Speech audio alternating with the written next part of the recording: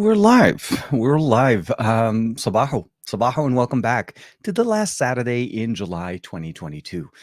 I can't believe we are over July. Summer is over for the most part, and for everybody for most parents, at least if you have any kids or anybody that has kids, you'll know that very soon kids are going to be going back to school. Don't know why I started the conversation this way, but it's the end of July, and it's something that apparently is on my mind this morning, this Saturday. But actually, let's bring everything back together. Sabaho, welcome back to the channel. Today, we are going to talk about a couple of hot items on the market, and specifically, we're talking about obviously the launch of a new one, and obviously, technically, the launch of a second one. What we're talking about is the Pixel 6a from Google that officially launched yesterday. So as of the 27th or the 28th, I think, if I'm not mistaken, is basically available now for you to pick up. Meaning you can order it, you can go into a Google store, buy it, you can pre-order, get the pre-orders delivered. All of the information above start happening. The biggest thing, obviously, about that is that now people are able to try the device. They're able to make their own decisions. They're able to see what's going on with the 6a. And what happened for us, obviously, with Teampixel is we got our devices, our pre-release devices, a week ago. Literally on Friday, a week ago, I got the device. So I didn't feel comfortable doing any videos or making judgments or calls on that video, on that device, before having some time with the phone. I feel like that's the right thing to do. And anybody that tries to make like a review prior to that. Now, obviously, if you've had it longer before, there are a different set of people that had it before. Media and different outlets already had their devices. I'm referring to mostly basically for kind of reviews if we're trying to push it out. This video that I pushed out maybe 10 minutes ago on the main channel is not a review. It is by no means an attempt to review. It is my experience and a summation of the different things that I've experienced after being a person that has used Pixel devices back when they were called Nexus devices, and all the way up to this generation. I've practically used every single Pixel that Google has put out. And my experience with using a Pixel 6a, a mid-ranger that's trying to punch above its market, or basically above its weight class. Let's just say that, if you like that about. So that's really what the video did. I was actually spending most of my morning this morning culminating, putting together, stitching, adding content, and so on. And I included some content, some pictures that I took yesterday with Juan Carlos. So if you guys obviously probably already know, Juan Carlos Bagnell, a great friend of the show.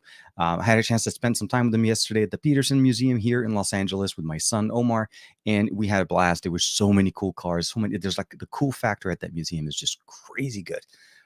So yeah, we had a chance to hang out, kick it, and then of course I'm sharing with you guys some content there. I even have a few candid pictures of him while he was shooting content on his Xiaomi 12S Ultra, which, oh my God, I wanted to take it from him, but I didn't because I value our friendship, and plus I feel like he can catch me and take care of it. He basically kicked my butt. But no, seriously, that was a great day, and we'll talk a little bit more about that. And then the other thing I want to talk about is what's coming up. I'm kind of in that between thing. Well, so basically next week, OnePlus will be officially launching the OnePlus 10T, the T series of the OnePlus 10. That's the series that we didn't have last year. Last year, we had a 9 and a 9 Pro, which was released earlier in the beginning of the year. And then later in the year, OnePlus opted not to release a T series in the US. Now, we saw other variants internationally, but I'm referring to basically as far as the US and international market, we did not have a T. This year, we had a OnePlus 10 Pro, but we also didn't get a OnePlus 10. So the story is changing a little bit. And I want to talk a little bit of what to expect and what we've seen so far from OnePlus on the launch event that's coming up next week, and some of the controversy going around, as some of the things they shared with the market as far as the teasers and so on are causing some questions, and for some people to be upset about it. And I don't know if we need to be upset about something like that, but I think we need to discuss, and I think today would be a good day to do so, since it'll be a nice fun thing for us to do. Let me just double check. I want to say first and foremost, welcome everybody. Thank you very much for kicking it with us. I see Jimmy Fire Dragon. Hey, Marilyn's in the chat. Good morning. I see Finn Jacob, who was one of the first to kick it with us at the beginning. Ash is in there. Barry Johnson. Good morning, sir. I hope you're having a great weekend. I hope the temperatures are actually a little bit better as well. Barry's just kicking it with us, saying, I'll be listening. We are visiting my parents today, and I may not be able to be very active in the chat. No, not a problem, sir. Again, thank you very much, and it has been a pleasure hanging out and kicking it with you last week with the chat with Juan, and hopefully we'll be able to do it again, for sure. I see Ron Guido's in there. Hey, man, hope you're doing well. Vince, hey, good morning. Sabaho, hope you're doing well, man. And then, of course, we have, the Reaper Black, welcome back. And, of course, everybody else kicking it with us on this beautiful Saturday. And, of course, Davin Davis, hey, man, the chat is live. Sabaho, everybody. Yes, made it on time. I had to push it about 10 minutes. Oh, Ibrahim, good morning, man. Happy New Year, Ibrahim. Hope you're doing well. And of course, just trying to get everything set up. I had a little bit of a hiccup in the video as I was uploading it to YouTube, and I had to push the start about 10 minutes because I was trying to start at 9:30. So yeah, this week has been a very interesting week for me. I'll be honest with you guys, and be a little bit of a behind the scene kind of thing going on. So the reason why I only pushed out one video earlier this week and another one this morning is there's been a lot of things going on family wise, things around the home that I need to be working with, and have actually been inundated with contractors, which is the weirdest thing to kind of bring up as far as why not doing things, but when you're trying to do some kind of improvement around the home or fixing things around the home, and you want to make sure that you're getting the best deal, you have to talk to a whole bunch of people. And depending on the market or the industry that you're in, it could get very weird, and it takes a long time. So there's a long story short. Don't want to bore you guys. It took a lot of my time. And of course, day job was busy, and of course, a whole bunch of different things. So the Okai video, the scooter that I was able to get my hands on from Juan, was basically my only video that I dropped this week, which was actually a pretty decent video. I loved it. It was fun. Not getting a lot of love, but it's YouTube. I'll just say that. I'm gonna leave it the way it is because there's not much I can do, and hopefully it'll find a new wave or some search maybe as school starts with scooters and so on. But either way, that was the video I dropped earlier this week and somewhat in the middle of the week. But the video that I just dropped early this morning or like 10 minutes ago, is my experience with the Pixel 6a after 1 week. And this is also just for reference. This is not only just my experience, but also commenting on some of the experiences other people have been having. There's been a lot of chatter talking about the 6a as a device for $450. It comes with its own expectations. We had a somewhat of an interesting approach to the group that was able to review these devices prior to us, the Teampixel side, that we needed to kind of bring in our own commentary in there to kind of leverage, I would say, basically level the playing field. That's the best way to say it. I see. Hey, Dan, hope you're doing well. Grounded Tech is with us here in the morning. Ash again, Reaper. Don't think sorry. Don't you think the iQOO has clearly replaced OnePlus in terms of flagship killer? So I'm with you on the iQOO. iQOO has been basically kicking it out of the park. Obviously, there's a lot of. I mean, we have to address the fact that this is BBK, right? All of these are basically arms of BBK. Now, I'm with you on the iQOO, but I would almost maybe basically come back and say I think Realme's been doing it as well. I think Realme's basically taken over the flagship killer. OnePlus, and just to be clear, has left the flagship killer conversation years ago. No longer, I mean, if you see anybody calling a OnePlus a flagship killer now, it's purely to grasp at straws, at the nostalgia. It is not. OnePlus has matured, has grown. We've gone from the baby stage to basically the kindergarten, to the toddler stage, to the teenage stage, and now we are fully grown as a brand. Because OnePlus is a brand now. It's no longer what we first fell in love with, and that's expected because at the end of the day, when you think about it, every company strives to succeed and to become a major brand in the international market, and OnePlus has made that. And specifically in the US market, what I love about that is the fact that they have a big presence in our market because we don't really have a lot of competition. And I'm going to be very honest. Google is a very good manufacturer. I mean, Motorola is also very good. Samsung has been, in my opinion, a little bit complacent where they are, and we're starting to see that in the way they're offering us their upgrades, their features, and so on. Things are starting to become missing. We have a launch event in a week and a half ago, a week and a half or so, not next week, but the week after, in New York, from Samsung for their brand new foldables, the Z Fold 4, the Z Flip 4. I'm not looking at these things to basically say that they're going to be blowing us out of the water, but I also don't think those are the things that are going to be selling them. And the average user does not want to go with an experiment, and the foldable market is still, to a certain point, an experiment. It's a lot better than 3 years ago when we first started with the first fold, but we are still trying to figure out what's the right medium. And we've seen many sizes and so on. So what I'm trying to kind of culminate is not a lot of competition in our market right now, in the sense in the US market. OnePlus, in my opinion, still brings that pure experience that close to what Google offers, but is a little bit more not say hacker friendly, but like basically modifying friendly. You're still able to do things to it. It's easier to get in and work with. And I hope that this continues as we see more and more merger or more and more incorporation of, Oppo with OnePlus, especially since we've seen ColorOS showcasing a lot of this features in there. Let me just double check and make sure I'm not skipping too much. But yeah, I mean, again, the Repo Black, like I said, I think iQOO has been hitting it out of the park. I've been very impressed. I've had an opportunity to play with one of Juan's iQOO because he gets the chance to play with those and I really like what they've offered. The fingerprint sensor that they have, the functionalities. It is literally, I mean, for the most part, I feel like I'm in a comfortable environment because it has a lot of heritage in that BBK arm or umbrella. So what we have right now is Oppo, Vivo, and OnePlus and Realme and Aiku. But if you really kind of think about them in that sense, and of course Nord, if you think about the OnePlus and the sub brand. But at the end of the day, at some point or another, we're going to start seeing some kind of blurred lines a little bit between the two. I see it a little bit more between Realme and Oppo because I've seen what they brought in, specifically with the GT2 Pro earlier this year. They took the periscope camera from the FX3 Pro from last year, and then that's now in there. So you could see the part spinning kind of going in there. The OnePlus 10 Pro we've had for some months. The OnePlus 10T is continuing that experience with some subtle modifications that some people are very concerned about. And and we'll talk about that. We'll talk about that for sure. Let me see here. I mean, Ash is in the UK and it's very humid here, dude. We're humidity is kicking up with us, and we're gonna start feeling it. But I'm sure you guys are way more obviously humid environment than we are. I felt it would be a good thing for me today to bring in my OnePlus Never Settle bottle, my OG bottle that I've had for some time. Surprisingly, I use this every day and I still like it. It's very nice thermal bottle there. Can you actually believe that despite how many, let's double check here. Can you actually believe it then, despite how many powerful and how large the sensor on the 12S Ultra is, still behind the X80 Pro?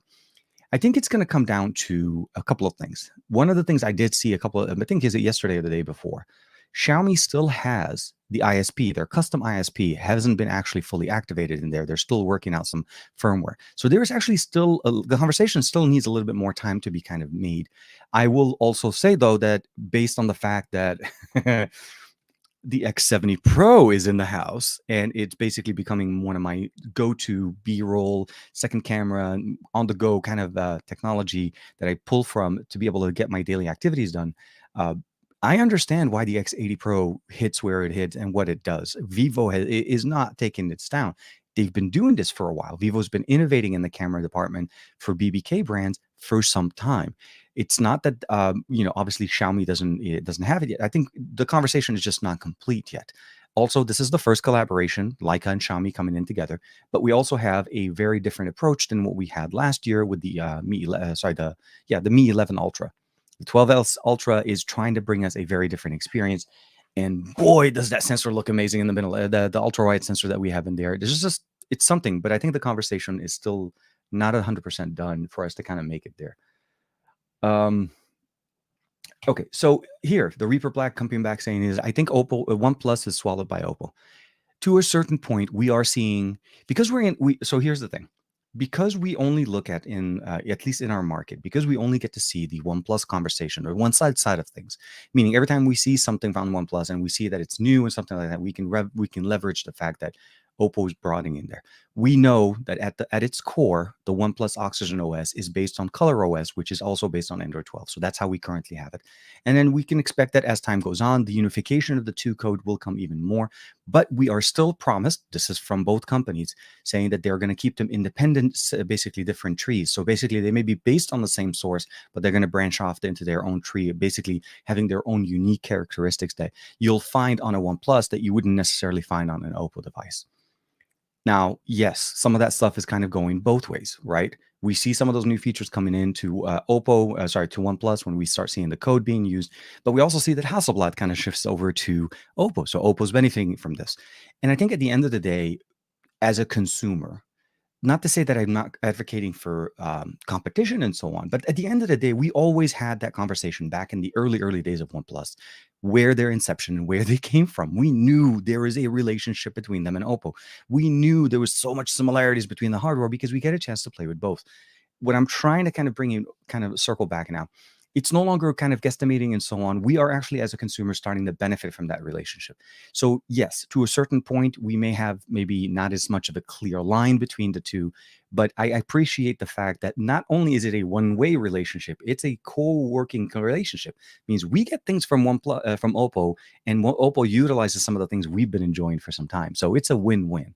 So I'm looking at it in the sense of, how does this impact my daily usage? Is it going to make me just stop? Is it ruining my? No, it's adding more to it. And I think that's one thing that we need to focus on.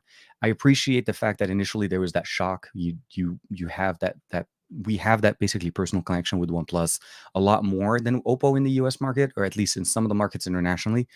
And at the end of the day, you don't want to see that disappear. And I think at this point, they're still holding on to that. What we've seen with the OnePlus 10T is they're continuing the 10 Pro's design. Obviously, it's going to be running Oxygen OS. I don't think they're going to be releasing it with anything else. In the Chinese market, though, obviously, it will be released. If it is available there, it'll be released with Oxygen OS. Sorry, with Color OS, not Oxygen OS. But that's different. Sorry, didn't mean to linger on that question there. Sorry. Farhan, hope you're doing well, man. Hope you're doing great. Ibrahim is saying, when the Pixel 6 came out last year, I said it was a flagship killer for the price point. Can the same now technically be said about the Pixel 6a with that Tensor SoC for only 399 pounds, or 399 pounds, or 450 US?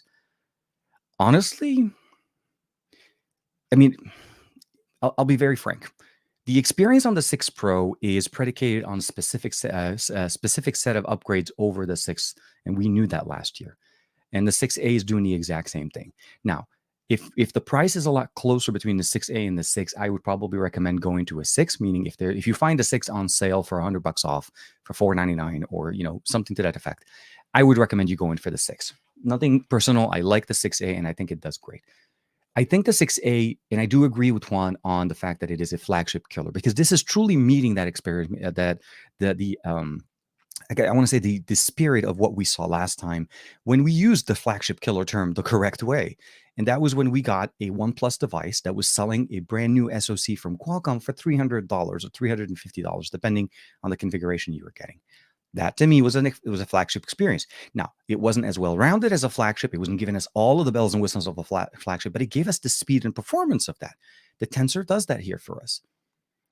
On Android in general, right now, in the current state of market, being that the 6A isn't officially available, we don't have a mid-range device that sells for a mid-range price point that features an SoC from a flagship. We don't. We have mid-range processors. For people that are basically harping on the 60 frames per second, you know what? My first and only answer would be to you is, show me the same performance on that phone that you're talking should have 120 hertz refresh rate at this price point, and we'll start talking apples to apples, because it's not a comparison. Most devices are able to leverage the fact that you are getting a higher refresh rate display. You're getting benefits on the display side that they are able to control, but on the SoC, they typically, that is usually a much more controlled and a lower level tier performance. Here, we're talking about, and if you guys have a chance to watch the video, you'll see I did a demo there showcasing why Tensor makes sense and why this is really the premium budget phone that that premium mid-range that I'd like to call it, or a flagship killer. So there's a lot of things in there. I'm not just sitting there talking. I'd like to show my work, and I don't want to basically, make statements on without trying it out. So the long story is, I agree with you. I think it is a flagship killer. I think a lot of people should be paying attention to the Pixel 6a and not basically making it feel like, oh, it's a cheaper Pixel. It's not. I mean, yes, it is, but no, it's not. You're right. Price point, it is cheaper, but it's not really giving you that cheaper experience. You're really feeling that you're in the 6A. Like when I switch from the 6 Pro to the 6A, there are certain things I can point to directly that I can put my finger on and say, okay, yeah, there's a difference there. When I'm in the camera experience, there's a big difference. Obviously, we're talking about a very different camera stack in the back, a triple camera to a dual camera, 12 megapixels, 50 megapixels. There's a whole bunch of things going on. But general usability, launching applications, going on social media, doing different things on the average, you're not going to see the difference. If you create content off of your phone, meaning you record content at 4K, you want to be able to share that on social media, you are also going to see the benefit of the Tensor processor there. See, this is the biggest thing. Mid-range processors, 6 series, 7 series are great, but they can't punch at the same level as an 8 series. We know that. And Tensor was supposed to basically bridge that. It goes above the mid-range. It doesn't hit as hot as obviously the 8 Gen 1 or maybe the 888, but it still gives us that experience that we want out of a flagship. So yeah, sorry. And I know I'm kind of going in big things, and I don't want to give too much spoilers from the video, but the video is out. It's a little bit of a 17-minute video. It's a 17-minute video, but I give you guys chapters so you guys can jump through over all of that, but it also has a lot of good information. So for that, I definitely appreciate that. And I just realized I jumped like 6,000 comments. I do apologize that I'm going to try to come back into some of those. OnePlus, yeah, it is very crazy. Oh, did you see the BMW design on the iQOO 10 Pros? Yeah, so that was the one. That was the one I got a chance to check out from Juan. He sent it over to me, and I got a chance to hang out with, spend some time with. I think it was no, I think it was right after Barry got a chance to spend some time with it. I got a chance to spend some time with it. So yes, definitely, absolutely. I love that the themes, car themes on devices have been. I mean, literally, I said to Juan yesterday like twice. I really miss the McLaren edition OnePlus devices. And it's not about the fact that, I mean, they didn't add function. Well, the exception, the concept one did, but that never made it to market. But with the exception of that, the device looks super sexy. I love phones, and I get a chance to see and spend time with devices, and I get a chance to basically say that devices that are themed, that are going through a theme like this, like the Dragon Ball phone, like the Naruto phone, or even like the McLaren phones, those really look nice, and I love the fact that they spend time into that and bring the essence of the car company into it. So I'm sure Dan can appreciate that as well. I really oh, so yeah. So here, Dan. Speaking of which, I forgot about that. So Dan is having some time as well with the Pixel 6a. So he just got his, I think, a few days ago, and he basically saying, "I really love the pic. I'm really loving the 6a more than I thought I would." Again, see, this is the thing when you start listening to other content creators and commentary that is done, it's hard to make a judgment. And yeah, it may set the bar maybe a little bit lower, but the 6A will definitely surprise. OnePlus charging rocks, but I don't like them. Don't like them taking the slider away. So that's okay. So this is a good way to jump into it. I'll take a drink because I feel like this is going to be a little bit of a small tale. So yes, the OnePlus 10T will not have a slider. There is no variant of the 10T, at least from what we've seen from OnePlus at this point, that has it. They've teased both colors. There's going to be a green one and a black one, and it seems like there's some kind of a material maybe change. But the long story is the 10 Pro had a slider. The 9 Pro had a slider. The 9, the 8 Pro, the 7 Pro, the 7T. All OnePlus devices, with the exception of the Nord line, and even with the Nord, they only had the slider on one version, have had a slider. This is literally their, if you had to kind of think of the, that Nike swoosh kind of thing, that was OnePlus's, or that is OnePlus's marker. Because when you hold a phone that is an Android device, you know that that's the only one that had it. Now, we've seen other companies try, but the slider itself has been iconic. The removal of it is something that I don't understand why. I'll say this. It's in OnePlus. It's not a Nord. Is it I think, is it a deal breaker? I think for us, the enthusiast, it's absolutely going to be a big thing because we love, and this actually is a part of what we feel like OnePlus is, right? We look at it and we're like, look, this is part of the iconic look. You look at the phone and you're looking at the slider, and then that's pretty much what you're seeing. You know that all cases for OnePlus have that. I don't know why. I don't understand exactly yet. I'm sure they're going to talk about it. This is a very important thing, and I know OnePlus will cover it. There's no question they're going to basically skip that over. It'll be literally one of the first things they probably talk about. Does it change the fact that the phone is obviously starting to boost in some really good features? Obviously, they already announced that's going to be running the 8 Plus Gen 1. So this is literally the first 8 Plus Gen 1 US device released on the market. So this is going to be a big thing for us, especially here in the US, because I've had a chance to play with the Realme GT2 Master Explorer Master Edition. Now, this is a very limited device in the Chinese market. Juan has the opportunity to play with the 12S Ultra, again, a Chinese device. And this is how typically we have it now. And for the US market, ahead of Samsung, ahead of anybody else, we get this device. And hopefully we'll be able to see what the benefits are there as far as performance with OnePlus tuning. I'm not denying the fact that the 8 Plus Gen 1 will have better performance, but also less power draw, which is the benefit of what we wanted over the 888 or the 8 Gen 1 that we saw earlier this year. Switching from Samsung to TSMC, there's obviously a big benefit for the user, and I feel like we're going to all benefit from it. Now, is it enough to bring down what we've had to deal with the 888 and the 8 Gen 1? I don't know yet. We have to wait and see how that kind of comes about. I'll say this, that OnePlus on the OnePlus 10T, not the T, on the Pro, they're giving us really a very tailored experience. We notice there's a certain limit for frame rates. We notice that there is a performance mode in the battery settings, similar to Oppo devices. So those are things that you kind of benefit from looking at and using. And we realize that, yeah, the 888 and the 8 Gen 1 can run perfectly fine throttled. Samsung's been doing it to us for years, running SoCs at throttled experiences, but never mentioning it because, that's how it is. But, this is literally something that we have to kind of look into and keep in mind. Sorry about that. Ibrahim is saying we should negotiate something to try keeping the 6A at grounded tech. Yes, I think Dan, if you're able to, for sure. I'm not sure if this is a temporary thing, if you're borrowing or loaning it. I will say this: I am totally jealous on the fact that you guys are playing with, the Nothing Phone 1 there. I haven't been able to work my way into getting my hands on one. I will probably at some point, but we'll see. But at the end of the day, that phone definitely looks sexy. I just want to see how does it perform on the daily active. You know what I mean? Like I want to get that lived-in experience and see how that is. But we'll see. We'll see how things go. Hopefully in the near future. Here, Farhan is jumping in with, I wonder if OnePlus never launches the normal 10 because of supply chain issues.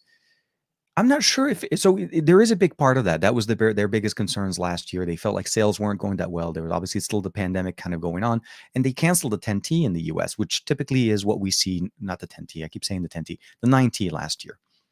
Well, there is a possibility that that is what's going on. But you also kind of see how they released the 10 Pro. The 10 Pro was released with a price point in mind. They released it at $899. That's how the headlines say. Brand new OnePlus device launches at $899. They don't specify the fact that this is basically a lower tier, not a lower tier, but a lower RAM and lower storage capacity, which I feel like a lot of people waited for, and they did release it later, basically the 12256. So you got an 8128 and 1256. So you could see that OnePlus is trying to figure out that market. The 7 series never really sold as much as the 7 Pro or the other ones, mostly because OnePlus has always had that delineation where the devices were not very similar. Like you didn't get the same camera stack. The 9 and the 9 Pro did have a similar camera stack, which is a different thing as well. So they felt like probably that the 9T may not have done as much of an impact. There could have been other things going on as well, maybe sales numbers, the pandemic, a whole bunch of different things. So if we bring that over to what we have this year earlier, I really feel like the 10T that we're getting now is encompassing what we would have seen in the 10 released much later, but you also kind of see that they're trying to shoot for a much different experience. It's actually running a new SoC where we typically don't see the new SoC. OnePlus typically sticks to the SoC they use with the first generation, meaning we should have received an 8 Gen 1, not an 8 Plus Gen 1. So they're trying to push through and they're trying to give us more. Now, they're tailoring this, they're changing this, but I don't know exactly how it's going to end up being as far as in the hand. Like the fact of the matter is, removing the slider on a OnePlus, does it really change that much of an experience on the daily? I mean, for a person that goes into a store that has never used a OnePlus, it's not an issue at all. This is purely for people that have been fans of the brand and have been using OnePluses for a long time. And if they actually truly even use the slider, I like the slider because I get a chance to put my phone on silent in like 0.5 seconds without having to even turn on the phone. Where everything else I have to either use a shortcut, open it up, do something. It's not an easy of a process. Or if you have the ability of setting up a custom key, let's say on devices like back in the day when we had like LG devices and so on. So those are things I always had to kind of bring up. So to answer your question, it is a possibility of a supply chain issue. I feel like at the end of the day, they're really trying to more go into the dual device market. This is the second year where we've had two phones. Now, obviously, the 10T the 10T is not out yet, but that's literally their second phone released. They have two variants of the 10 Pro, and of course the 10T is coming out in there. And then we'll see. Are they going to do the same thing where they have different configurations and they release one first and then the second one? We'll have to see how that kind of goes. And I think that's going to be something we have to keep an eye on. But I appreciate the question, Farhan. I really like it, and I'm a little bit cautious, and I'm wondering if this is a permanent decision. Is this a temporary decision? Are we basically now where all OnePlus devices don't have the slider, and this is going to be part of the aesthetic look that basically OnePlus and Oppo devices just look the exact same now? Not same, but you know what I mean, like similar. So yeah. Sarvan, hey man, hope you're doing. Hi everyone, been a long time. Looks like Snapdragon 8 Plus Gen 1 is much better chip than 8 Gen 5. Good time at TSMC. Absolutely, bud. Absolutely. I'd always with that as well. Russ, good morning. Sabaho, hope you're doing well. Thank you for joining us here. It's a beautiful Saturday. Yeah, no, it's I'll say it's a beautiful Saturday. I'm inside, but you know how it is, right? It's gonna be hot, it's gonna be muggy, and we're gonna have a lot of fun because we're trying to do that. So Sarvan's saying here, I'm really excited for the OnePlus 10T, but crazy sensor. But the crappy sensors like an 8 megapixel and a 2 megapixel, and removing the alert slider is a blunder now, and I will not buy it. So we want to keep in mind is this is the biggest thing that we've seen this. This is again, I'm not trying to make it up, but this is purely based on data that's been around. The T series has never been a device that outdid the Pro series. If you have a Pro, this is not the phone for you. This is purely targeting device owners, let's say the 7T, the 8T. I don't know if there was a 6T. I want to say there was a 6, maybe a 6T. Long story short, it's intended to basically fulfill that expectation. It's where a device will basically hit a little bit under what the Pro series is, but a little bit over what the standard series does. But since we didn't have a standard series this year, this is literally the under to the Pro. So the Pro is still going to be your best bet. The Pro is not that much, basically as expensive as we've seen. Again, they started at $899. We've seen sales going on even on the higher end model to bring it down. I think on the website a couple of days ago, they were like $969 for the higher end, the 12 to 56 gig storage one. So even at their higher end, they're still giving you that experience. So what I would say is this is by no means trying to compete with the 10 Pro. It's trying to give people a separate option. And also, here's the biggest thing that the T series does for us every year, a hint into what the next series of devices, let's say the 11 Pro, will be offering us early next year. Regardless of the SoC, obviously that's the Qualcomm, depending where manufacturers we're talking about. It is going to be a hint. Some of the technology, like when we first saw the 65-watt charging, we saw it on the 8, I think on the 7T or the 8T. And then when we started to see, basically the different configurations in the camera, we saw that earlier. Now, again, it's not trying to be better. So if we look at it with that approach, this is the OnePlus device launching to be basically a little bit better in certain aspects than what we've seen before, but still not outdoing the Pro. The Pro is still going to be king for the rest of the year till we start looking at the 11 Pro. So if you look at it that way, I don't think the expectation should be that drastically different. But what you do end up having to obviously look into and talk about is, when they make design changes that will impact us. Now, does it mean that the slider is gone? It means the 11 Pro will not have a slider. That's a different story. But I know what you mean. I know what you mean there for sure. Sebastian Lopez, good morning. Hope you're doing well. I hope you're doing really good. Thank you for joining us. And of course, Chemi Torres, ¿cómo estás, canal? I hope you're doing well. It's been a while, man. It's been a really long time. But yeah, no, it's been a very interesting conversation. Oh, here's a good question. So I'll put this up real quick.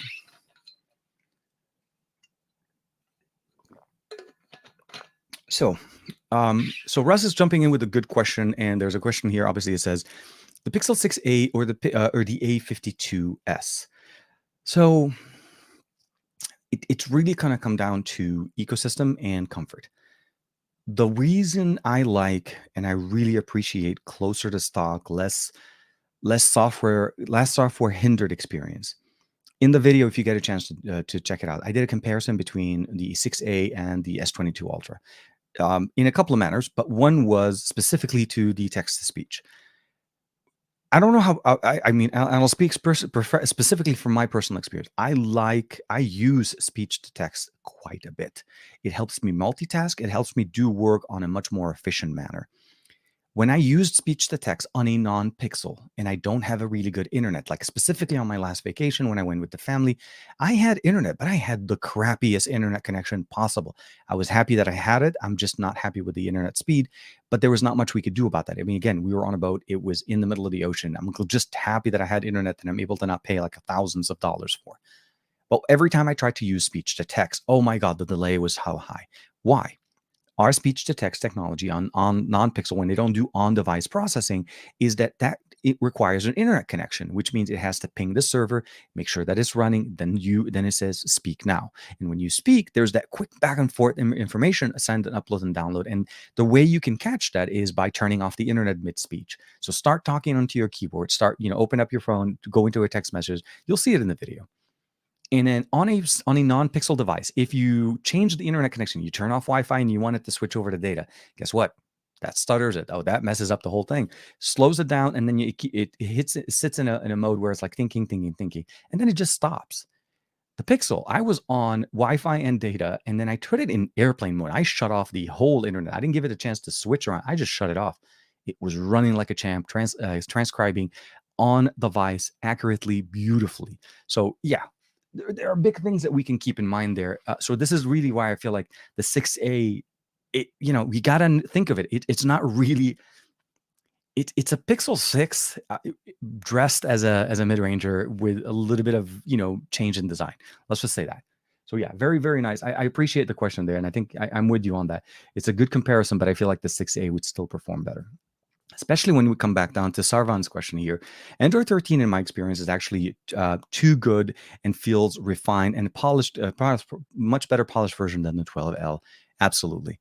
I feel like where 12 was that big shock to the system, meaning we changed the experience. We now have Material U. There's a lot of things going on. We knew that it wasn't as evolved and what it needed to get, and 12L was supposed to bring that for us. But as you kind of saying to that, Sarvan, and I agree with you there. I feel like 13 is going to be the one that this is basically what we should have had back last year. It's already running very stable, even its early development stages. And of course, still now we have the final beta out, which means we're getting very close to the final release of Android 13.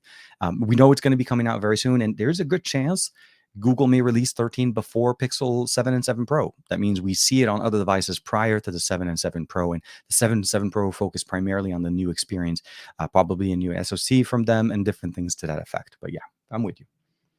The Reaper Black.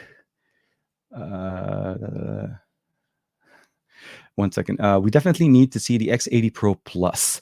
I can't wait to crazy technology to bring it to the table on that one. So the question would be is the X80 Pro is running the 8 Gen 1. And typically what we saw last year at the end of the year, the X80 Pro Plus, or the 70 Pro Plus ran the 8 Plus Gen 1. Sorry, the 880. You know what I mean. The end of the year, the better version of the SoC.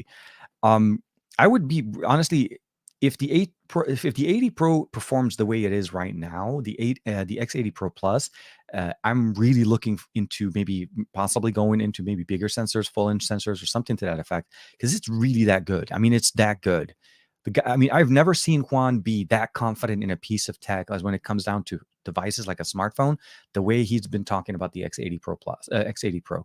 12S Ultra is definitely something that he's still getting used to knowing the camera and working with it. This is the big thing when you get into higher flagship Ultra type of devices. They become more specific, and there is a learning curve that we need to kind of go through to get that experience right. So yeah, I wouldn't be surprised. But I'm with you. It's definitely very, very good, and it would be crazy. Let me see here.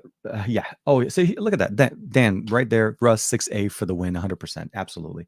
For the price point and where you are, you can't go wrong. Again, this is the first time an Android manufacturer provides us a flagship smartphone processor on a mid-range experience. And keep in mind, they have perfected that market, the mid-range experience. From the 3A to the 4A to the 5A, they know what to do with the 12 megapixel sensor. I realize people are going to harp on, like, it's the same.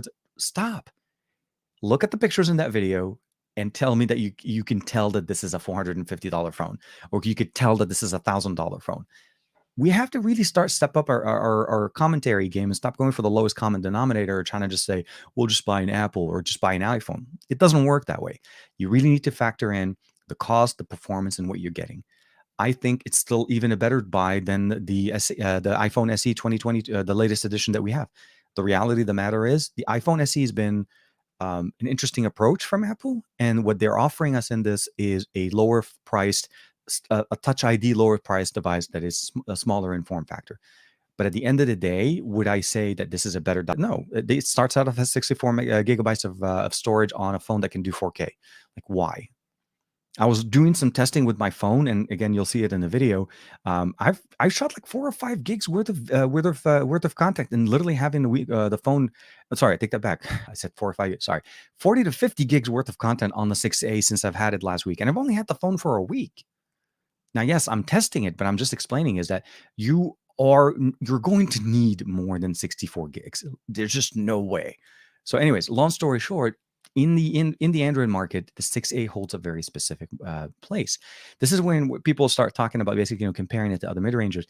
It really steps above. Like, from a performance standpoint, it is above.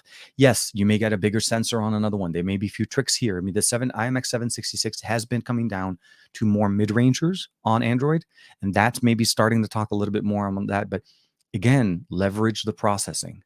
Who does still imagery processing better? It's a top one. Google is up there. It's been there for a while.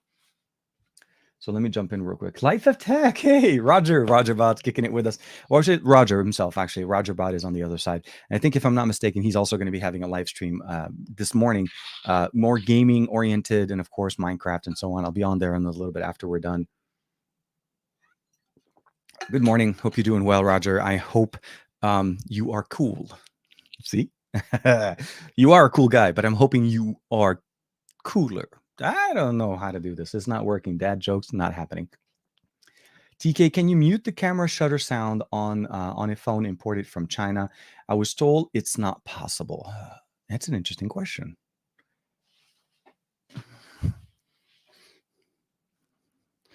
Insert Master Edition Realme smartphone. I want to say yes. I could be wrong. So here, take a picture. Oh, sorry. So here, you guys could hear it. It does make the sound. So let's go into the settings and we'll go settings here. There is a specific setting right there. So you see it right there, shutter sound. We'll do that. And we'll go back here. Oops, sorry, didn't mean to bump you guys. So the answer is yes. At least in my very limited super premium Explorer Master Edition running the 8 Plus Gen 1 from Realme. I will say thank you very much to Realme for hooking it up. Obviously, I really like it. It's very nice, a very good device. So yes, Reaper Black, I think most of them do. I don't, I'll take that back. Based on one, I'm assuming yes. Most of my devices, unfortunately, with the exception of, with the exception of the Master Explorer Edition, I haven't really had that many Chinese edition versions. Most of the time, if I'm importing a device, it's usually coming in from the UK. So I typically go UK because I feel like if it's UK, then it's international, global ROM, and so on. This one didn't come with a global ROM. This one I had to load, obviously, Google Play services to it because the Chinese edition, most phones don't typically come with GMS on them. So yeah. Here. So jumping in with Ibrahim, says, unfortunately, this may not happen as I can't see Google Pay Qualcomm royalties for using that particular tech. Oh, sorry. So I think Russ had a good question in here. Okay, see here. So I probably will. So hopefully the next Pixel will have a 3D Qualcomm fingerprint sensor. Well, okay, I see what you mean. Okay, so yeah, you're right. So in Ibrahim's answer, I think it's going to be one of those that's going to be it's a tougher decision. Separating from Qualcomm on the SoC kind of makes it as a much bigger deal than to say, oh yeah, I'm going to leverage all of this, but please give me the sensor. You know what I mean? So I think Google will probably do a lot better. The fingerprint sensor on the 6A has had some conversations around it.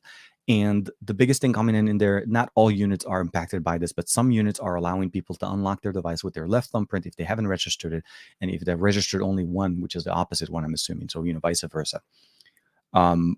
I haven't been able to experience that on my device. I did register both of mine, but when I removed it, it didn't show. Juan has the exact same device. His device also doesn't do that. So it seems like it's limited to a certain point. And based on a conversation during Teampixel's meetup, we had that one or during the week this week. It seems like there are going to be some updates and some more bug fixes coming up in there to improve the algorithm on the fingerprint sensor. So there is going to be a better situation coming up. Keep in mind, all of the devices that are on the market right now, because I even checked this morning, are still running an April 5th security patch update. So there are a few months behind what we have currently even on the Pixel 6 Pro. So there's a big thing coming up that we'll definitely be benefiting from. But yeah, no, I'm with you on that one. It's not likely that we will be able to see a Qualcomm second generation fingerprint sensor, although they're doing much better. iQ loves using them. And I wanna see it on more devices, the bigger fingerprint sensor, square on the device, as opposed to that little tiny area, because iQ does a really good job, and even I think Vivo does. They allow you to do create multiple shortcut launches from different parts of the fingerprint sensor because you can unlock it from different parts. It allows you to run shortcuts from there. So definitely a very nice approach there for good. The 6A for I love this on the ground attack. And yeah, I've had the 6A for a month, and he's like, hashtag crying and laughing all around. Okay, so here the battery care on the Xperia 5 Mark III and the A12 on the Xperia kind of has a bug. The normal, let me see here. Is it normal that the super slow to charge? I tried the super slow. I charged the phone to use the percentage limit. Even minutes past, it doesn't charge up. Okay, let me double check. Okay, the Xperia 5 Mark II. On the A12 update on the Xperia. So it depends on if you're using if you're using HS Power Control. Just keep in mind if you're playing games and using that, that is going to do that trickle charge. The HS Power Control doesn't entirely shut off the power to the battery and it just runs the phone. It trickle charges it at a much lower rate. So keep that in mind and make sure that the app that you're using doesn't have HS Power Control turned on it. So that would be the one option. The other option that they do have, as I think you're referring to, is the slow charging on the battery, and that takes effect into basically if you're charging it overnight. So that's, I think, engaged in the time of day or the time that you're charging the device, and that usually will do a trickle charge because it's trying to reduce the speed and not have to basically burn out the battery. If you're not using it and it's going to sit on the charger, might as well take your time. I hope that that's what you're referring to, but let me know if it's something different, and we can talk a little bit more. Jason C is in there. Is OnePlus expected to release a foldable this year?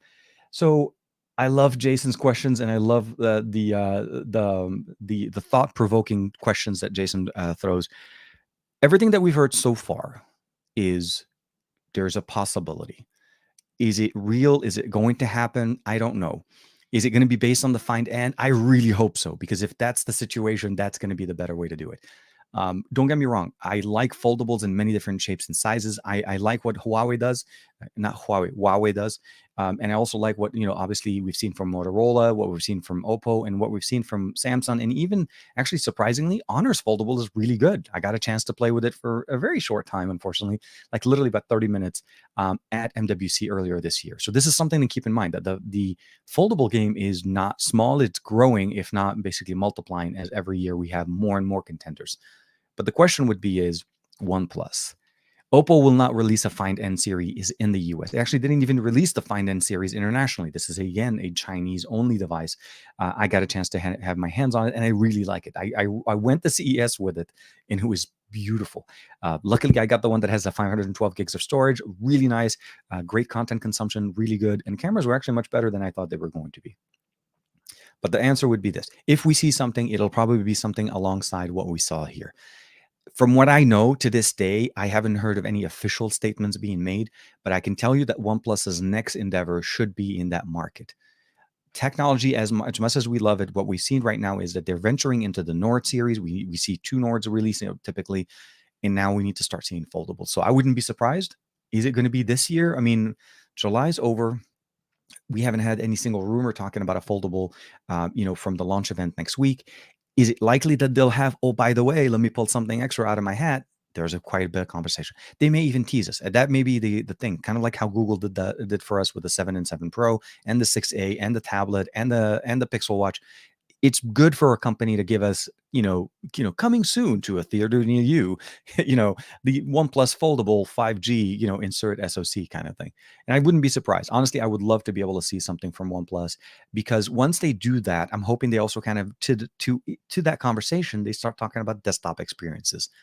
I want that. That's been my number one thing. I always flow that upwards to both OnePlus and to Oppo, to Realme, anybody that I get a chance to talk to from a PR standpoint that I'm able to speak, provide feedback.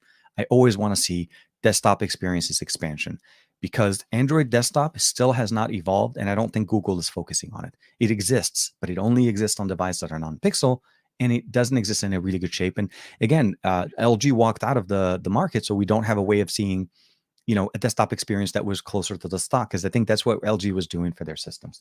So hopefully that answers your question, Jason. I'm sorry for the long version of the answer there. So let me double check. How far am I on the comments? Wow. Okay, I am 20 minutes behind. I do apologize.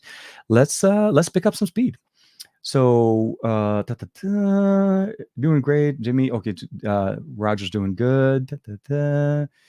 Okay, good. We're having a lot of good conversations here. Sebastian Lopez is in there. Hey man, hope you're doing well. Aside from the removal of the alert slider, the OnePlus 10T seems to be a pretty decent phone.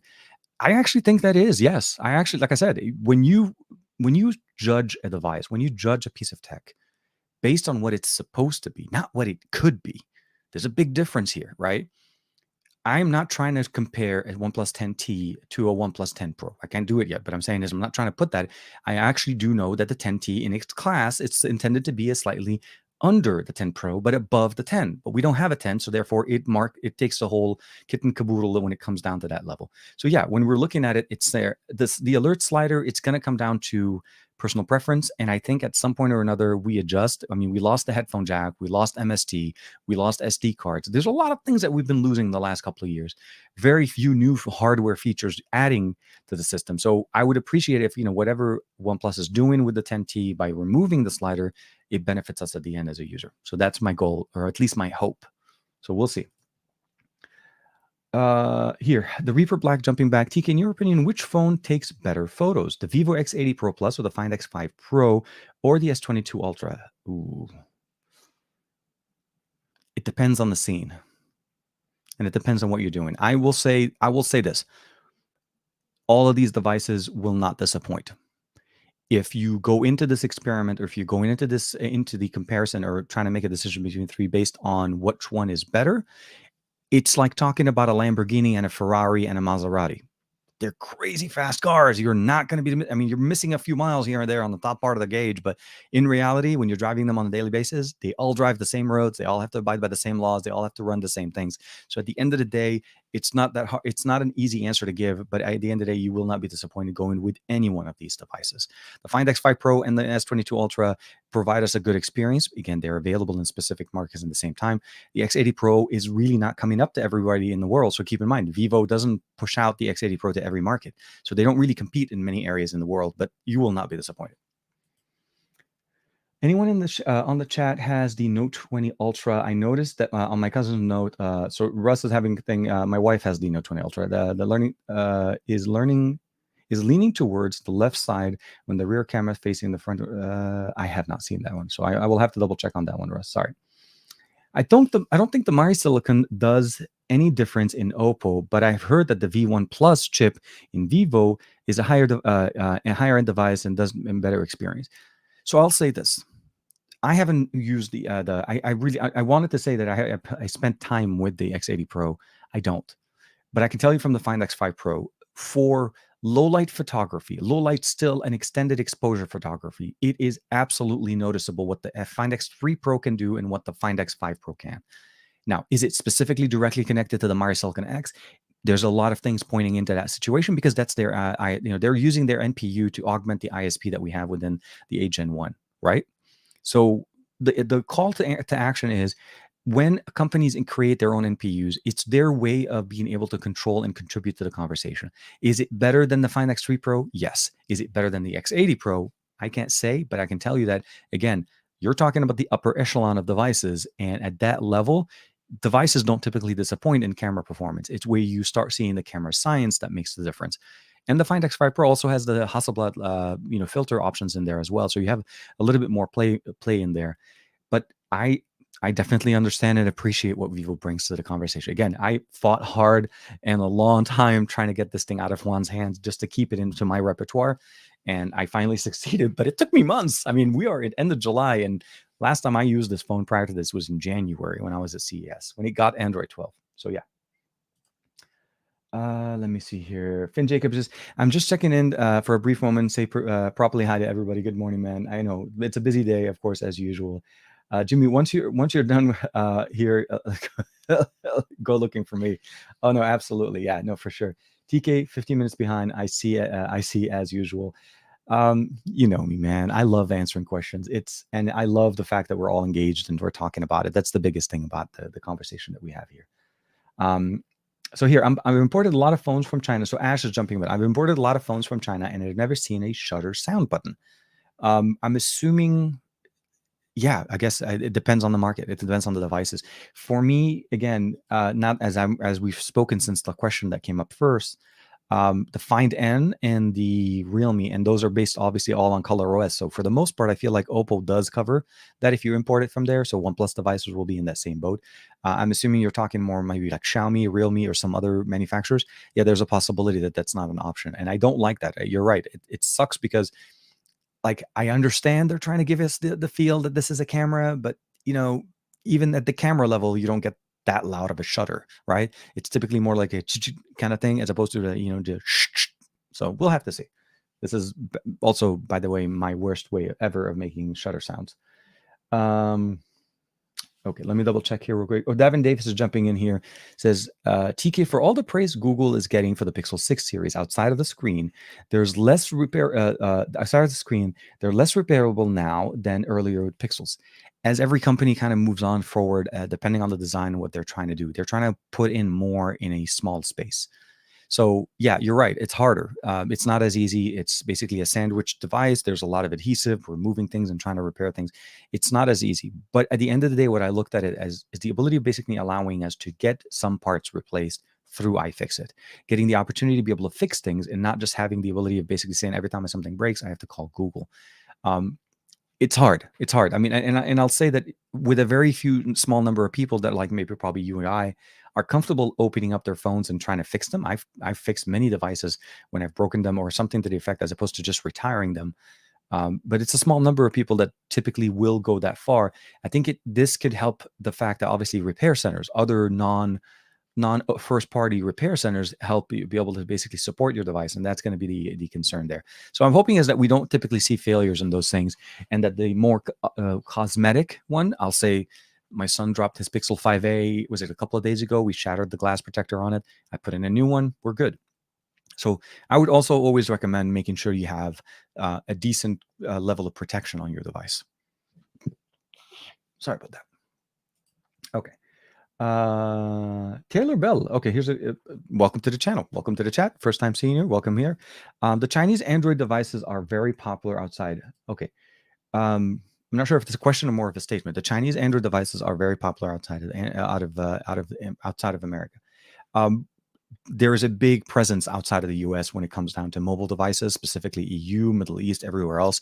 You're absolutely right. Yeah, I mean, we've named quite a few of them on the show earlier.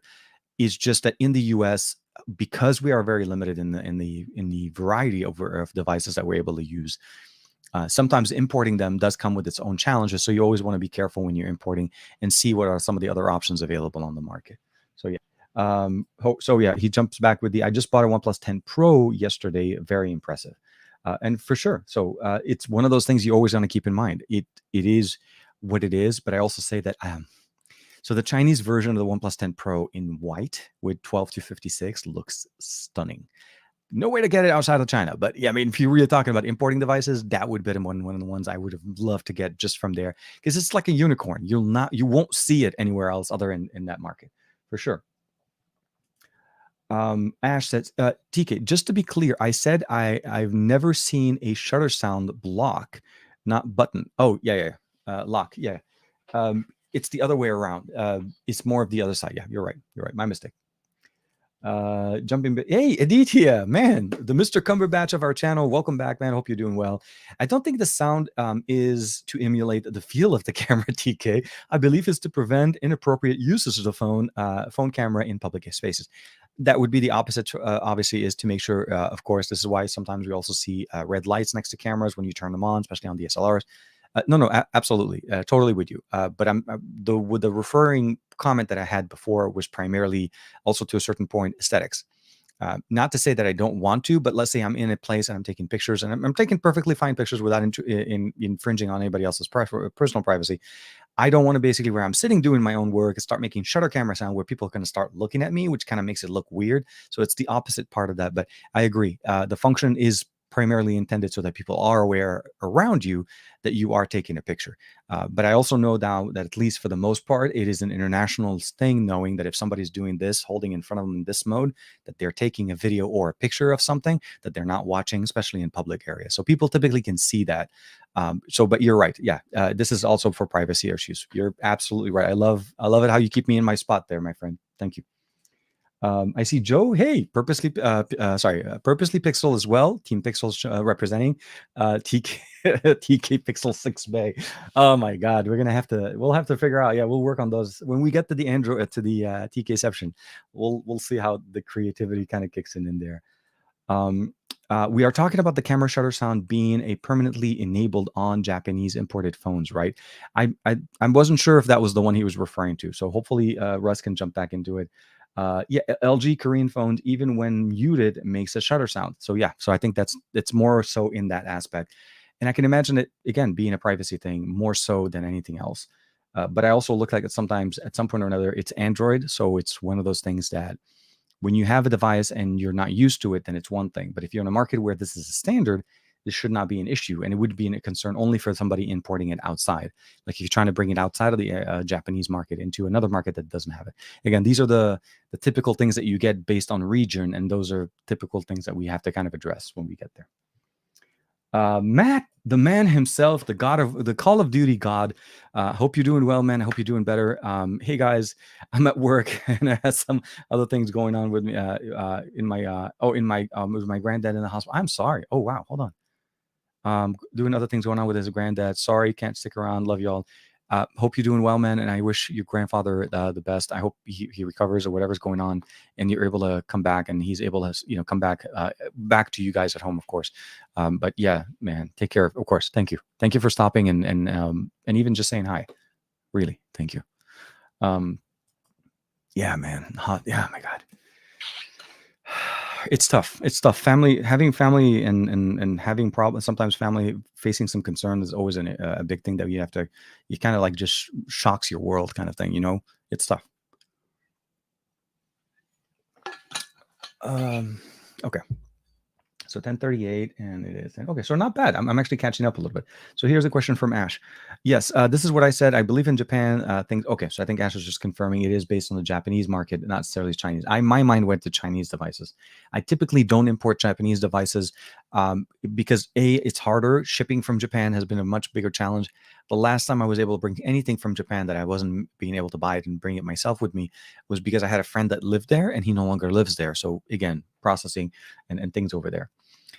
Taylor Bell is asking questions. A question: the CPU in the Nothing phone is the Snapdragon 778G. So there's a G missing there. I think that's the variant. How capable is that for Nothing to? Okay, so how capable is that for Nothing to choose for their first device? So the Nothing phone is trying to hit its price point, right? So what we've seen right now, what Nothing is trying to offer us is they are trying to give us a device that has good battery life, good features, and a very capable processor at a very reasonable price. To do that, where we can no longer do what we've done, what OnePlus did 10 years ago or 9 years ago, they have to kind of marry the relationship and tailor the experience to a certain level. So you notice the sensors that they went with, the hardware that they went with, the display, and everything that they're going to. They're trying to feature a specific look, an aesthetic look, obviously outside of just the design on the back. So choosing the 778 is actually a very smart thing to do to bring your cost down, extend certain features, and give you capabilities that you typically see with a flagship, but not necessarily all of them. So that's the main reason why the 8 Gen 1, the 778G is the one that they went with. It's not going to be the only phone they release, and they did say that they're not sticking to this recipe for the rest of their. Basically, it's always going to be mid-ranger, but this is the first one the first phone that came out the gate. So from what I've seen, with most people commenting on it, there's obviously, depending on where you're getting it, there's some concerns here and there about tint and so on the display, but it still looks like it's doing pretty well. It did not disrupt the market the way Carl Pei kind of left us with the impressions from those launch events, or I like to call them basically the funding seeding presentations that he did. But it looks like it's doing a decent job, and I'm hoping to get my hands on one soon. So we'll see how that works. So Joe's saying is I'm going to order Chinese food, so we'll have you guys in the background. I'm hoping you're ordering some good stuff. So I don't know, man. Let's share some of that love, man. Just have them take that quick flight over to LA. It's just 11 and a half hours. They'll make it. Part of the repairability is to access the parts. Obviously, that's going to be the biggest thing. It's hard to get the black glass off the frame of the Pixel 6 lines. People throw away devices that should be repaired too easily in the U.S. market, and that's the biggest thing I always face. You're right. You shatter the display, or the display looks in a really bad situation. Sometimes it'll be cheaper for me to just go. And you're right, because you do take it into the store, and if it's a little bit older device, the cost factor becomes a big thing, right? For me, I always look at it as, I mean, I can buy my parts, I can open it up. If I fix it as a video, if somebody else has a video on how to open it up and put it in, it's not that hard. But you're right, it is becoming harder. This is the concern that we have as a right to repair. But my hope is that what we see as time goes on is easier. I guess it's harder to get. I'm hoping for better repairability functionality. It's supposed to keep going into more and more very compressed, very hard to get to hardware, because even Google wouldn't be able to fix it at that point. If you send it in for repair, if you have it under warranty, they may end up doing the same thing that you said right now. That basically they take it away, they throw it away, recycle it just to get the parts, and then you end up getting another device that's been refurbished. It's harder. I hope that we do get better as time goes on, but being that Google's doubling down on the design, as we saw with the 7 and the 7 Pro, that doesn't look like it's a story that's going to be changing very much, but I hope it does. And I'm hoping that we do find better methods to access the parts. Maybe that's what I was trying to shoot for before. Although the hardware may be harder by design, but methods and techniques of getting into devices are getting better. And we just maybe need different tools that we just don't have access to right now. Let me see. Dang it. I hate it when it does that. So Sarvan here, Sarvan jumping in is TK, just curious. Keep the phone in silent mode. Won't block the camera shutter sound. Yeah, no, it doesn't.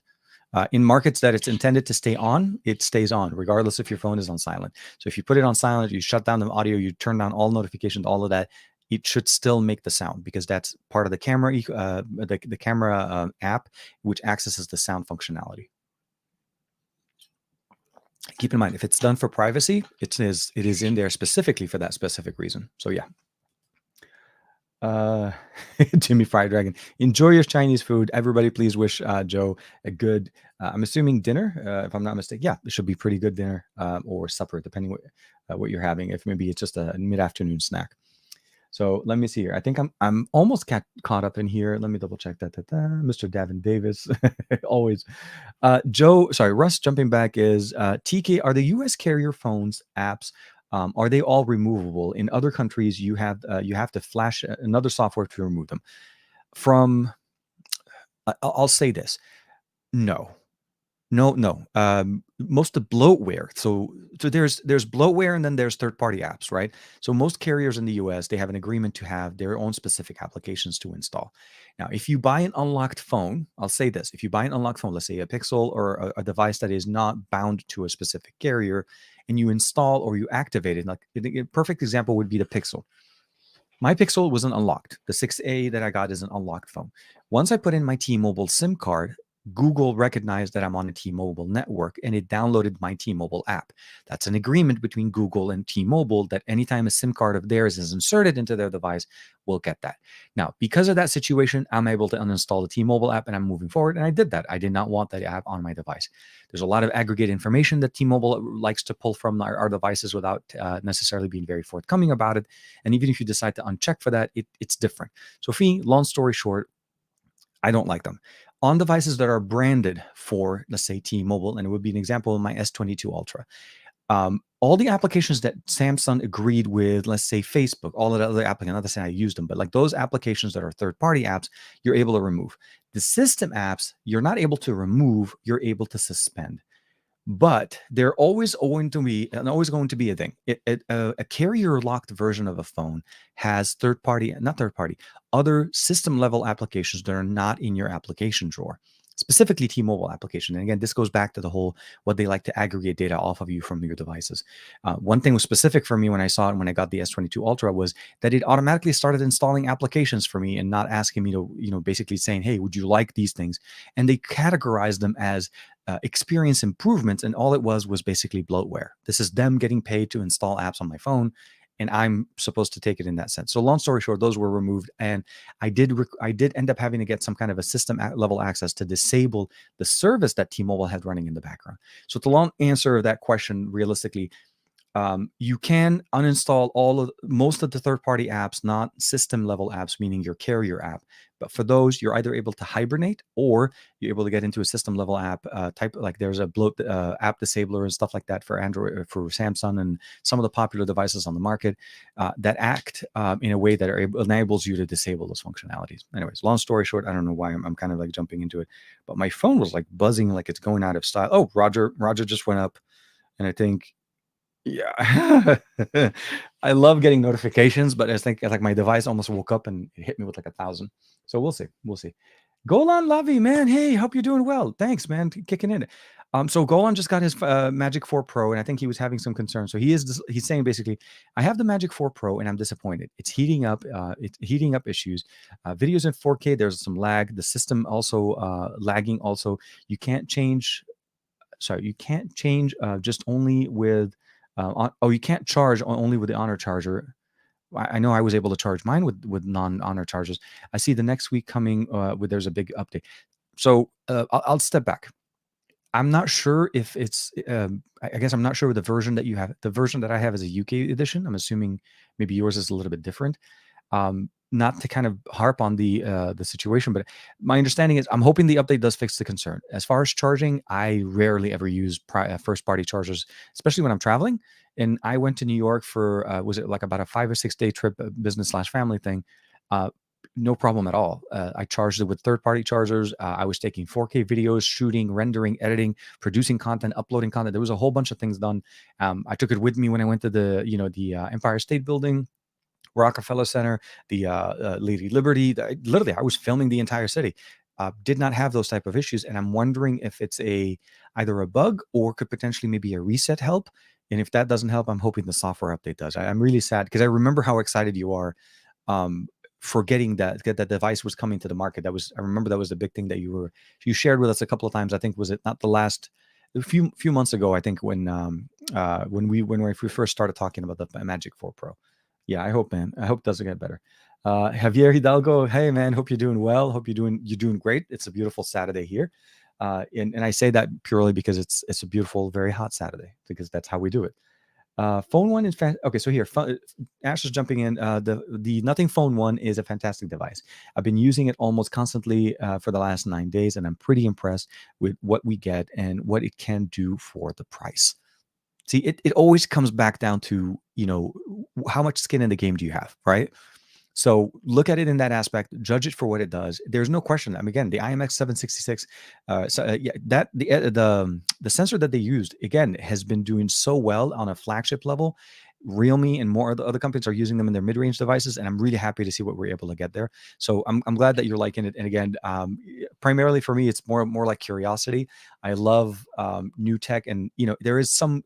I'll say this: there's an interesting approach to this device. Is it what it was supposed to be? I don't feel like we got everything that was there. I feel like the hype machine definitely overhyped and kind of delivered just right. But we need to kind of see how things go and how it actually holds up with time, updates, software, usability, functions, and so on.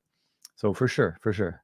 Davin Davis, TK. I'm almost tempted to get the Nothing Phone One in black. That would be the one I get for about $510 from an old Hong Kong site that I use. I think for 510, it's not that bad as far as the for the pricing that you're getting there, and I think the color is the right option.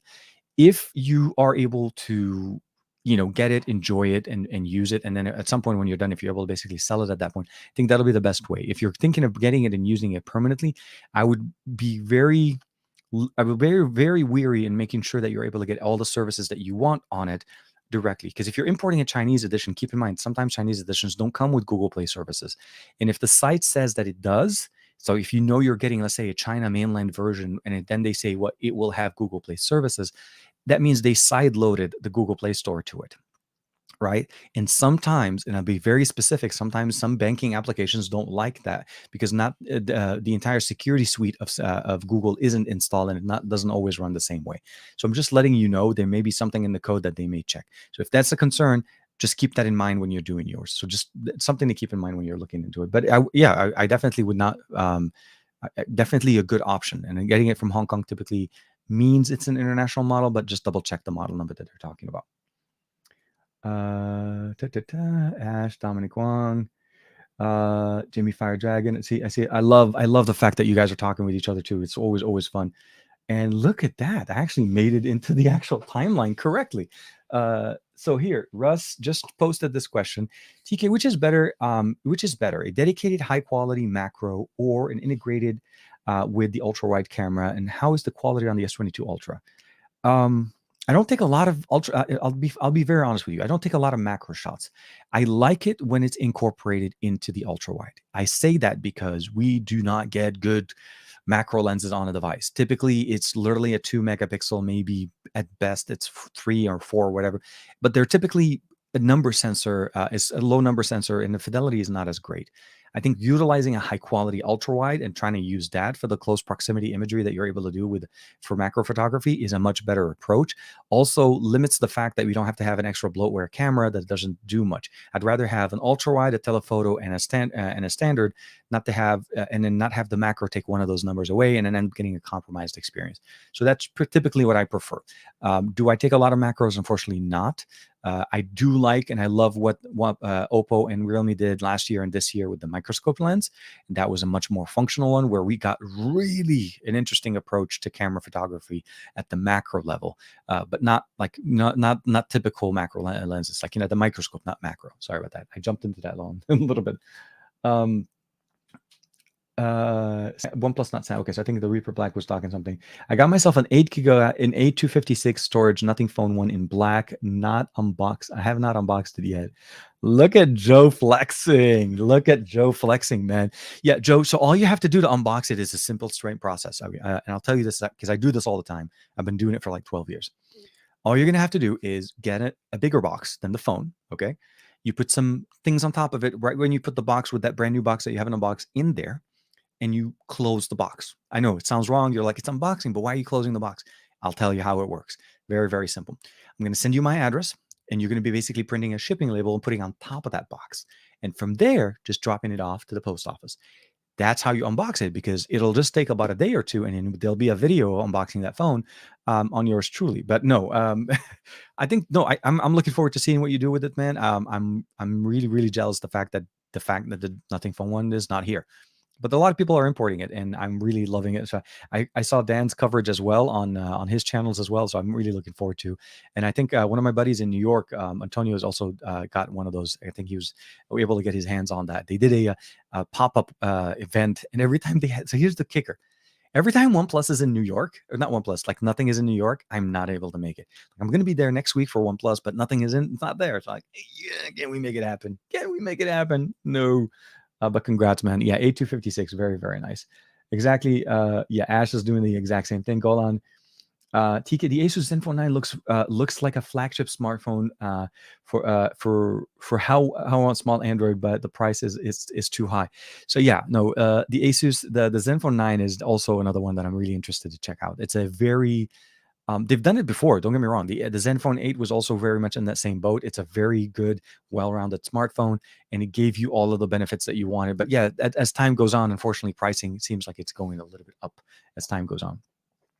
So for sure. Oh my God, Joe. Joe finally got it. Yeah. It's a simple process, Joe. Simple, easy process. Unbox it by boxing. It's an inception kind of thing. It may take a few minutes, but while you're pondering on that, the phone could be on its way to me. So this is just an easy way to do it. I think so. I'm not sure everybody else in the chat agrees with it. Oh, look at that. Okay, so Joe's dumping in here. So here, we have an exclusively on O2 in the UK. Again, an unlimited free basically approach, but have to get a device. So picked up a cheaper device over 36 months, and then obviously paid just 12 pounds a month. I like that. No, I agree. Make it happen and make it work. And the phone works great in the UK for you guys, of course. That's how it works. I think Davin is jumping in with that. So, okay. I see that we're hitting that magical time of the show where we have the TKception. So we're going to start saying is this. If you're new, if you haven't been watching, as you haven't been kicking it with us here on the Android-based show for some time, this is the part of the show where you'll start seeing some interesting comments in the chat. And those are basically the hashtag TKception. It's a visual effect thing that happened to us, or one time happened to us about a year and a half ago or so, that I kind of have stuck. And it is basically our unique little trick that we do to kind of help highlight and showcase all of our lovely members and content and people that are with us here. So as that's going on, you'll start seeing that in the chat. I'm going to go ahead and start kind of like really recalibrating and kind of recapping my week, and hopefully give you guys a little bit of a heads up on what's coming up next week. First and foremost, as I told you guys, so this week was pretty much a very light week for video, but I did have a lot of content, a lot of things preparation for other things hopefully coming up in the future. I dropped a video for you guys literally 10 minutes before the show started. If you haven't had a chance to, please make sure to check that out. It is on the tkbay channel, so it's on the main channel, not on the Android Bay. There'll be an Arabic version coming out about a few hours after. I was not able to edit both videos at the same time, but I'm hopefully should be able to done with about an hour or so after the show is done, and you'll have an Arabic model as well. So if you guys are watching that one on the Tarek Bay channel, it'll be there. So for next week, it's primarily going to be focused on, I want to basically push out the video on the Pixel Go 2 laptop. Sorry, not the Pixel, the Surface laptop Go 2. Confusing numbers, confusing things. So that's going to be my main thing, kind of doing that back to school. I was hoping for it to be this week, but I was just honestly overwhelmed with the amount of things that needed to happen. So that's going to be the main video. There'll be a surprise video coming in later on as well, and we'll have a little bit more conversation going on with other content, so on. This week, I did also do one additional thing. I did activate the membership on the channel. Not that I'm expecting, a lot of people interested, but if that is something that you guys are interested, there is now an active join button on the tkbay channel. Trying to basically, hopefully, figure out something. I don't know, but at the end of the day, it doesn't change anything else. It is literally just another way to connect with me, but we still have obviously all the other options that are still available. I also updated the channel intro, video, purely because the beard doesn't look the way that video had. Like, I mean, I had it at one point when it was like this, and I was like, okay, that looks really cool, but like, I can't, you know what I mean? Like, it just doesn't, like, most of the time, if you turn on the channel right now, the beard is this. And so for the most part, that's why I kept it there. So those are the biggest things kind of going on. And of course, we dropped a few reels and stuff like that. We have the Pixel Buds Pro that are in the studio that are going to be working on those for next week as well. So that'll be the other video I push out. Very happy, very good, very easy, and very responsive. This really gives me the Pixel experience, but when it comes down to buds. And I know it's called the Pixel Buds Pro, but that's literally what this is. The responsiveness, the actions, the connectivity to the Google services, it works really good. So that's going to be the plan. And I will be in New York, so I will definitely be talking about the OnePlus 10T next week for you guys. I'll bring some content, some posted, and see what they announce, and some hands-on with the device. I'm hoping for some surprise colors, although we already kind of seen like a good part of what they're going to do. So we'll see how that goes. So with that being said, let's go ahead and do this. I need to move this one there and make it a little bit bigger than what it normally is. I'm going to say share screen. And this is basically a very easy way to kind of do a little bit of a visual effect. Wow, timed it correctly. So as you can see, really, really nice. Very, very, very fun, as typically we see that. So here we see Marilyn kicking it with us as well. Davin Davis, hashtag TKception, Saturday morning show. Say TK still roots Teslas, working on it. But yeah, no, it's one of those things you always appreciate. And thank you, Marilyn, for kicking it with us. TK, hashtag TKPixel 6A Bay. Ash always hanging out with us. TK needs nothing. Carl Play, get the phone, get the phone one to TK. I love that hashtag. Thank you very much, Ash. Thank you very much for kicking it with us. Chemi Torres, TKception, now TK, the Android Bayception. Yeah. TK Amigo, TK Teampixel, as always. And of course, the man, the myth himself, the Mr. Cumberbatch of our channel, Aditya Anil, TKception, Pixel 6A Bay, TKR Bay, and TK Wholesome Bay. And of course, a shout out to Juan for the idea yesterday for going to the Peterson Museum. That was a kick-ass field trip. Field trip for the win. Juan gets bonus points. TKception, TK6 Bay, thank you, Joe, for kicking it with us. Ron Guido, as always, thank you very much. Jimmy Fire Dragon, kicking it with us. Russ, and of course, everybody kicking it with us, hanging out with us on this beautiful day. Dominic, man, hope you're doing well. I'm hoping you're staying cool, and everybody else in there. As always, Jimmy Fire Dragon, everybody else kicking it with us on this beautiful Saturday. If you're not too busy and you are in the mood for getting or catching up on some really good content, I know, if I'm not mistaken, I think Dan, both Grounded Tech and Life of Tech, which is Rogerbot, are going to be live streaming on. I want to say I got the notification that at least Rogerbot went live on Twitch. So if you guys obviously know them, you want to follow them, please make sure to share the love. I'll say this. Next week's going to be super busy for me, and I'm going to try my best to give you guys the best experience possible. So if you have any questions, any comments, please feel free to reach out to me. Check out the audio podcast of this show after about an hour or so after the show is live. If you'd like to catch it on the replay, thank you very much. Be safe, stay safe. I'll see you next week, and I'll be obviously talking to you guys online. Bye bye for now.